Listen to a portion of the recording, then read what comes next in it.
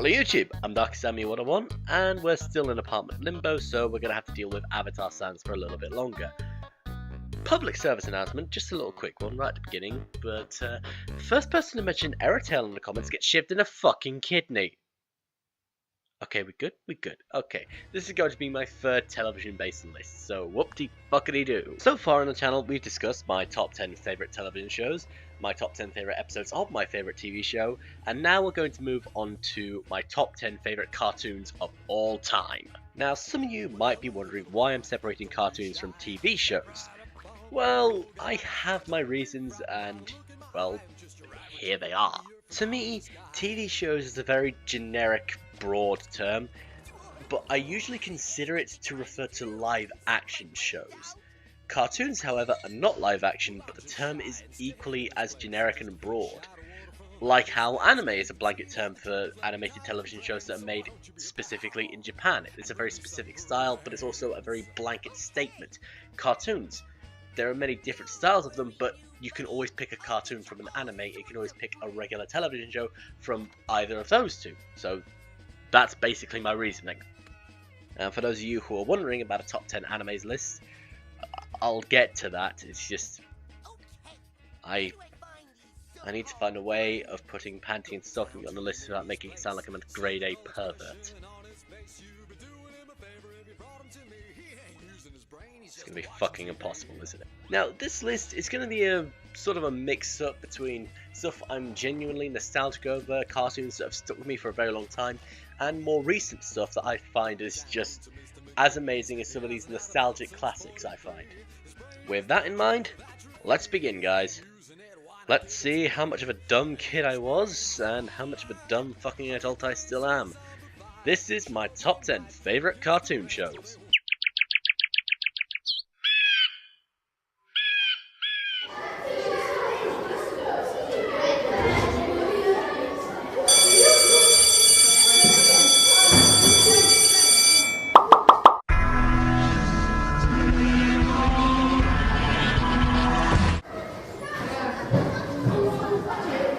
Number 10. The Grimm Adventures of Billy and Mandy.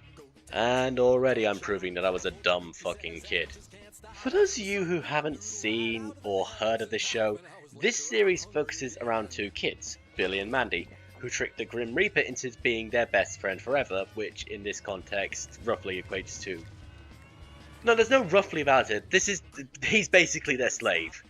From then on, it's supernatural hijinks every day of the week as the kids use Grimm for their own selfish ends, and Grimm tries to remain sane whilst putting up with these two morons. So, first of all, like I said, this is a dumb fucking show, alright? This show had an incredibly childish sense of humour. It's filled with fart jokes and snot jokes and butt jokes and 10-year-old boy humour as it's legally referred to. But at the same time, this show had so much genuinely funny comedy, some fantastic writing, and some off-the-wall and just bizarre fucking ideas. Like, how Grimm is just Jamaican. That's just something you accept when you watch it, and then you think about it and go, wait, the fuck? And then we have the brainless moron that's Billy, providing all the 10-year-old boy humour, and then the nihilistic, power-hungry maniac that is Mandy. Oh, Jesus Christ on hell and earth, what the fucking hell even was Mandy? Mandy was just this absolute bloodthirsty psychopath of a child, wearing the most girly dress on the planet, and yet somehow she was more intimidating than the Grim Reaper. Than fucking death. This girl right here, I doubt she's even 10, made the Grim Reaper her actual bitch. And while the main cast was absolutely hilarious, the supporting cast was just as amazing. We have characters like the hilariously pathetic Boogeyman. What are you, my mom? No, I'm the Boogeyman! I don't even believe in you. Go talk to my little brother. The adorably soft-spoken giant spider, Jeff. Mandy, I don't think you can be too nice. I mean, maybe too forgiving, but too nice? Oops, you dropped your canopy. And of course, Hoss Delgado. Name's Delgado. Delgado, Spectral Exterminator. You're gonna love a good Ash Williams reference. If you ask me, those are always groovy. Mandy, I want you to teach me to stop being so nice and start being mean, cruel, and evil. More like you. I'll do it for $100. Number 9. Camp WWE. Are you happy, Steam? You got me to talk about wrestling on my channel for once, okay? Let me explain. This asshole got me into watching wrestling. And then Seth Green made an animated cartoon that's your typical summer camp TV show featuring most of the WWE superstars as living parodies of their in-ring counterparts. Most of them as campers, and some of them as counselors. And they're all just fucking hilarious. If I'm 100% honest, you'd have to know at least a little bit about the WWE universe to fully appreciate this cartoon. But even then, it just makes it even more hilarious than it already is. Especially when it comes to Vincent Kennedy McMahon. Something about surreal comedy just does it for me, okay? And when you take the most surreal businessman on the planet, I'm not even kidding, when you take Vince McMahon and let a bunch of animators loose with the surrealism this man possesses about him, it leads to some of the most insane jokes that have ever been animated. Like, twice the level of Family Guy. Look at that. Man just rode away on a giraffe. Where did it come from? Where did he get it? Who the fuck knows? What can you even say to that? Not much really I can say about it, really. It's just a parody of everything in WWE. And it's glorious. What are you even flipping off? Oh, sorry, I got fuck you reflex. Number 8. Oh boy, this one's gonna set off the shitstorm of a century, but it's my opinion, okay? I know a lot of people are going to disagree with me on this. There's no real way I can avoid it, because fuck it. Teen Titans Go. Ooh, I can hear the pitchforks being made already. Oh, look at that. I can see the crucifixes in the distance, but I honestly prefer Teen Titans Go to the original Teen Titans. Now, don't get me wrong, I like the original Teen Titans series, and it's where my love of Deathstroke originates from, because Slade in that series was a fucking badass. Here's the thing though. Teen Titans, it was an action cartoon done by DC, but whenever it wasn't action-y, it was trying to be comedic, and they managed the badass parts fine. I mean, Deathstroke, obviously, total badass, overkill badass, awesome.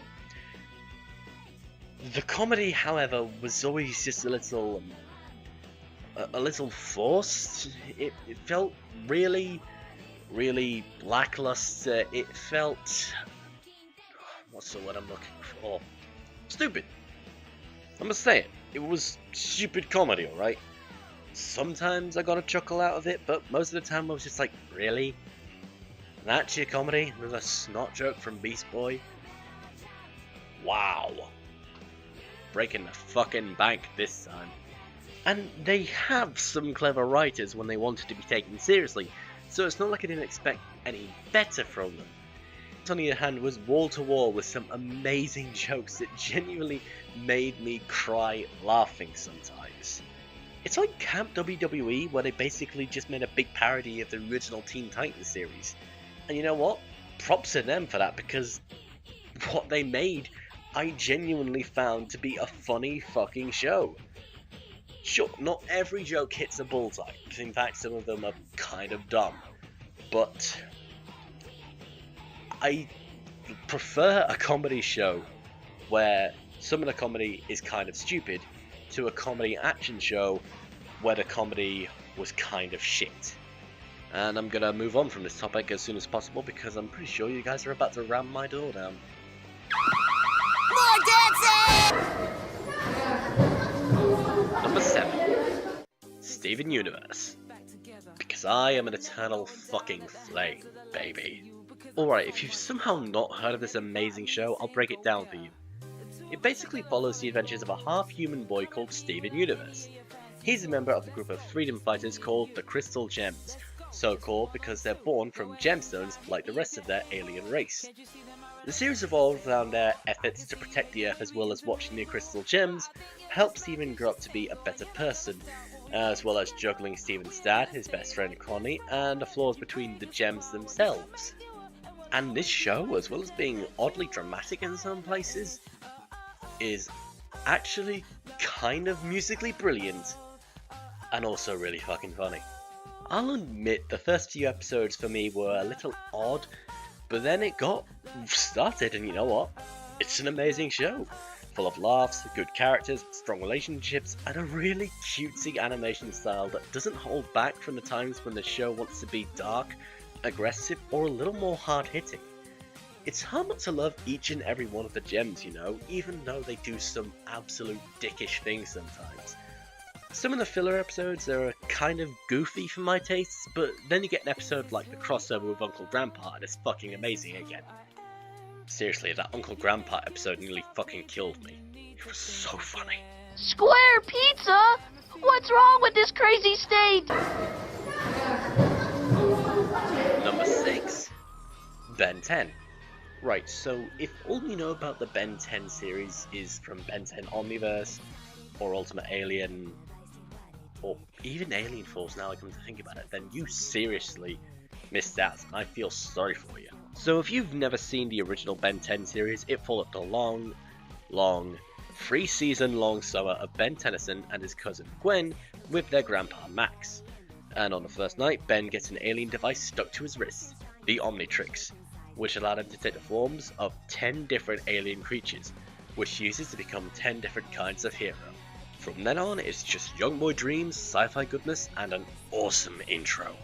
I'm not going to pretend that Ben 10 was something groundbreaking with really powerful messages or anything. It just had a good overarching story, some likable characters, some threatening villains, and some really creative aliens. I mean, you've got your typical super strong alien, a super fast alien, and a super smart alien. They're not that creative, but then you had aliens like Diamond Head, Wild Mode, Ghost Freak, Cannonball. The list is almost endless.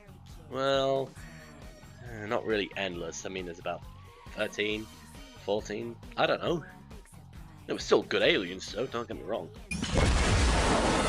Oh, good thinking! Turn into the vicious drilling alien attack dog to rescue the scared kid out of the tree.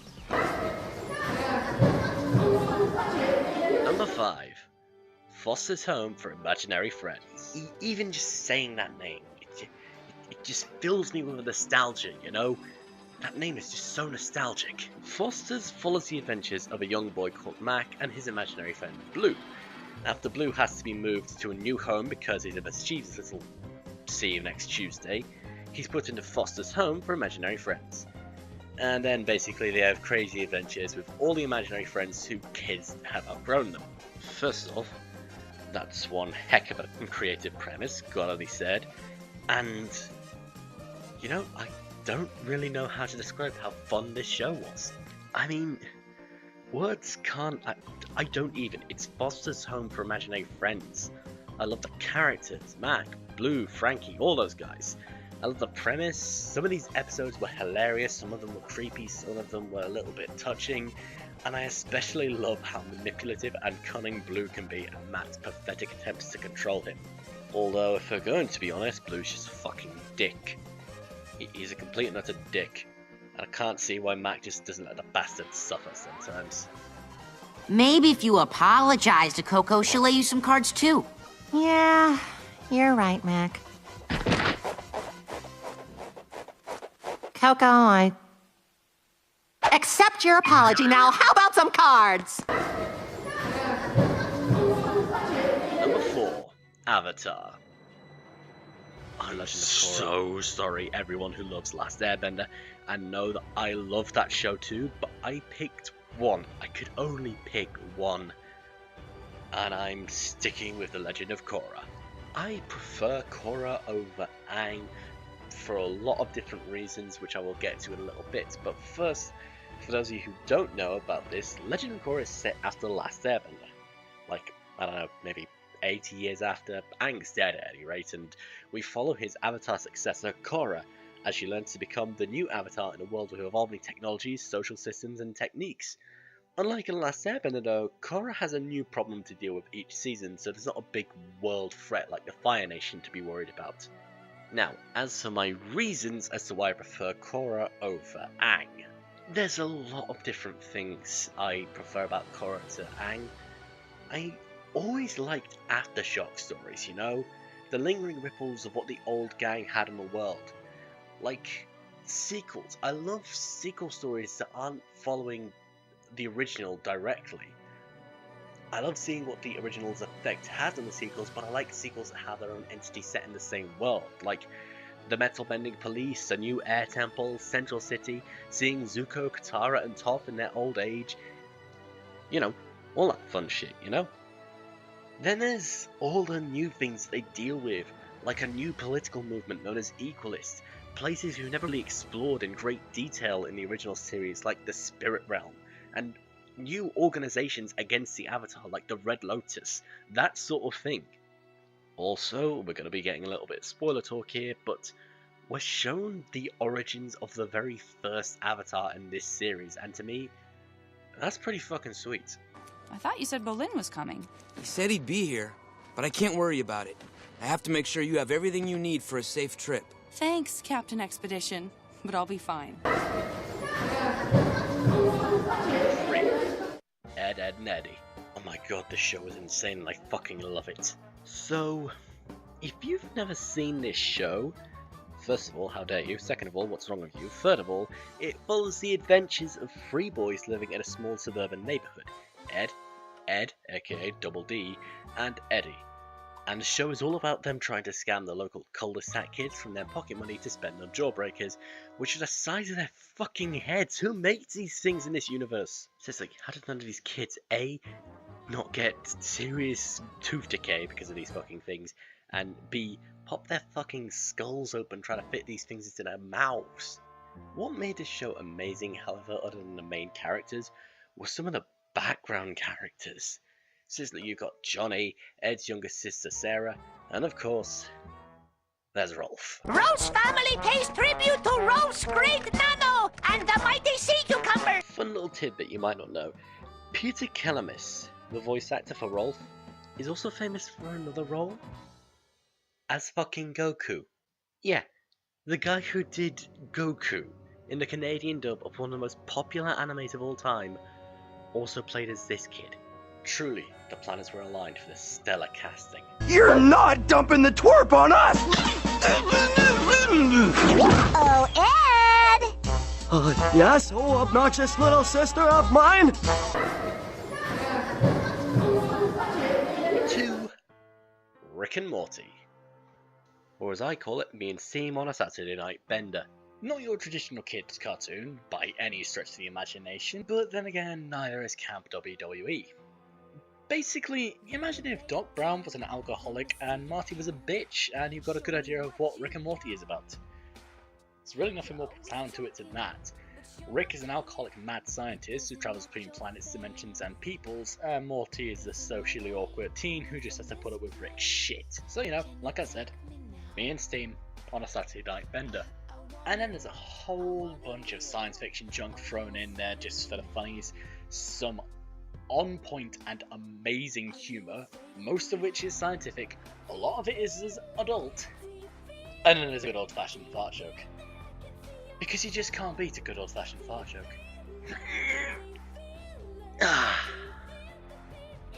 You see? Okay, 60 for the resonator, and my grandson wants the sex robot. And now, my number one favourite cartoon of all time. Now, I'll be the first to admit, this list might be filled with some unusual choices. I might have made some unusual choices in previous videos, who knows? You know, I think that's fair. But anyone who thinks my number one pick is going to be unusual, you know what I have to say to that? Kids next door! Battle stations! This show. Whoever you are, Mr. Warburton, you made so many people happy with this show, me especially. And you know what? It is the perfect show to market to kids. If you've not been fortunate enough to watch this show, then you missed out. You missed out big time. This was a show purely designed for kids because it appealed directly to the sort of games kids played, purely in the realm of their imaginations. The show revolved around a secret organizations of kids from across the world who fought against the reign of adult tyranny against enemies like Nightbrace, Father, the delightful children from down the lane. And while the show revolved around a global network of these kids, the show focused mainly on operatives number 1 through 5. And each and every one of these episodes were action-packed, imaginative, surprisingly dramatic at times, and always packed with some of the wittiest writing for a kids TV show. Heck, even some TV shows marketed as comedies and aimed at adults could take some pointers from Kids Next Door. From the timing, from the tone, from fucking every bit of comedic writing this show could throw at you. Seriously, the humour in this show always hit a bullseye with me. Not to mention the way each character bounced and worked off of each other. And none of the characters were one note. They all had their specific traits, sure, like number 1 was the leader, number 2 was the smart one, number 3 was a typical Japanese kid, no seriously, number 4 was a badass, and number 5 was the sort of stereotypical cool kid. I love how they made the Australian character the one that always wants to fucking punch things. Kinda reminds me of Russell Crowe in South Park. No matter what, however, there's not a bad thing that I can say about this show. The animation is timeless, has a message and feel to it that will never ever get old, and honestly, when I look at the shows Cartoon Network is running now, I miss the old days of Cartoon Network, man. Fuck, I sounded old saying that, didn't I? In my day, cartoons were a lot better, dag nabbit. Well, you know, fucking what? We had Kids Next fucking Door. And that was the best TV show of all time. The best cartoon show of my entire life. And this has been my top 10 favourite cartoons of all time. You might not agree with some of them, but you know what? My list, goddammit. You have an opinion? Put it in the comments. But put it politely, please. Okay? Thank you. So, I hope you guys enjoyed that top 10, and I hope you guys stick around for more videos. Sorry video production's been fucked as of late. Real life is a bitch sometimes. It may be a little longer before we leave housing limbo for an actual room again, so apologies for that, but as of right now, I'm still Darkest101, and thanks for watching another Darkest101 Top 10. Good night, YouTube.